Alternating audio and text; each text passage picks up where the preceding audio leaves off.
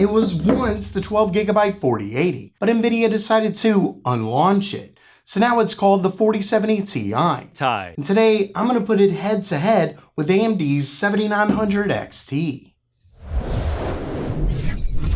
Welcome everyone to Gamer Meta.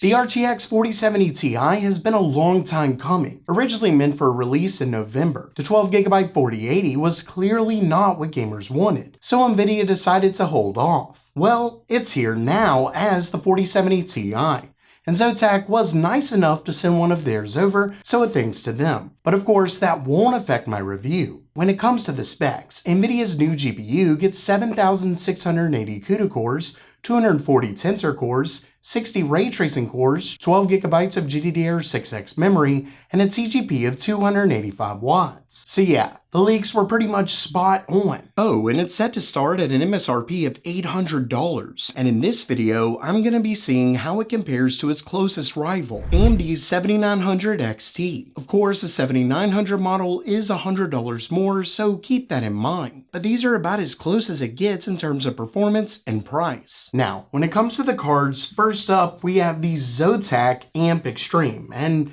as you can see, it's big. Like, really big. But it's essentially the same shroud as their 4080 model. The good news is that with big shroud comes quiet operation. That's a saying, right? Well, in this case, it's true, as the Zotac 4070 Ti is shockingly quiet, even under pretty heavy loads. Though I will say that's almost definitely overkill. This particular model uses 3 8-pin to 1 16-pin connector, so it definitely has a ton of headroom, and because of that, it comes with a 90 MHz higher boost clock.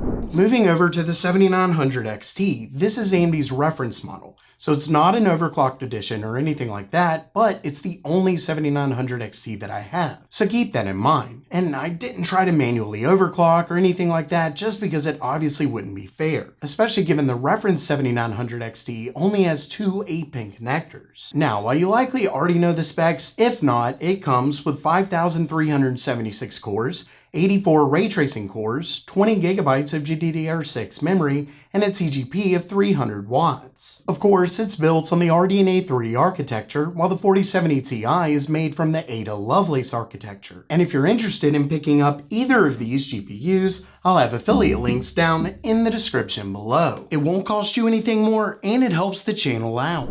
So with all of that out of the way, let's get to the results. First up, we have synthetics, and as you can see, AMD's 7900 XT beats out the 4070 Ti in Time Spy, yet it loses in Port Royal. And really, this is a glimpse of what you can expect between these two. As we go through each game, you'll quickly notice a trend. The 7900 XT tends to come out on top at most games in pure rasterization, meaning without ray tracing, upscaling, or any of that, just traditional gaming. I mean, AMD even handily wins in F1 2022, where even the 4080 and 7900 XTX are typically pretty close in terms of performance, but that's obviously rasterization. When we move to ray tracing, like the Port Royal benchmark suggests, the 4070 Ti begins to catch up. Now, there were a couple games that are heavily weighted to AMD that the 7900 XT won at, like Far Cry 6, but I'd expect more games to ultimately go Nvidia. Like in Cyberpunk 2077, Nvidia's new GPU handily beat the 7900 XT at 4K, and completely crushes it at 1440p. It seems like the more ray tracing is used, the more it helps Nvidia. With that said, the difference doesn't seem to be as big as, say, the 4080 against the XTX model. Still, they have things that each are better at than the other,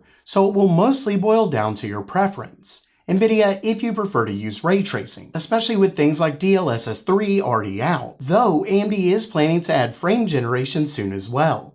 We'll just have to see how that goes. But overall, Nvidia simply has more interesting things going for it in the ray tracing world, even though AMD is clearly beginning to catch up with their 7000 series. If you're leaning more towards traditional rasterization, the 7900 XT could be the better card. With that said, AMD's GPU is $100 more, so it's not an exact comparison. And this actually brings me to my main issue with honestly both of these cards. For just $100 more than the 7900 XT, you can get a much faster GPU with the 7900 XTX. Maybe the 4070 Ti is worth it to some gamers given it's $200 less than the 7900 XTX, but it's tough to recommend either of them. I feel like both are pretty expensive for what you get. If you really like ray tracing, Nvidia's card is probably worth it not to go all the way up to a 4080. But for rasterization, the 7900 XTX is likely your best bet. So it really depends on what you're looking for. And if you can get a higher end GPU, I'd personally suggest it. That, or maybe even wait for cheaper cards for a potentially better deal.